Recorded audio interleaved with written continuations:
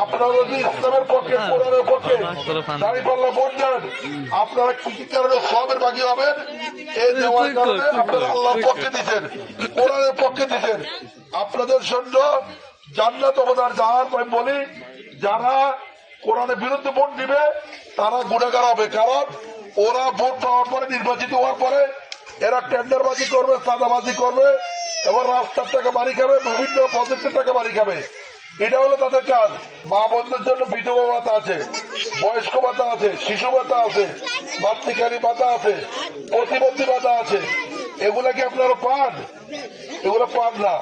তারপরে জেলে কার্ড আছে, ওগুলো পাওয়া যায় না। আমি আপনাদের কাছে অনুরোধ করব, তারা আসলে যা আসে সবগুলো খায় দুর্নীতি করতে করতে একদল দুর্নীতি করে শেষ, আরো দল বিগত দিনে দুর্নীতি করেছে, আবার দুর্নীতি করার জন্য রেডি হয়ে আছে। আমি আপনাদের কাছে অনুরোধ, আপনারা সবাই আগামী দিনে, আমরা আপনাদের সন্তান, আপনাদের ছেলে, আপনাদের বাইরে বলতেছি, আমাদের দ্বারা 1 টাকার দুর্নীতি হবে না, 1 টাকার অনিয়ম হবে না।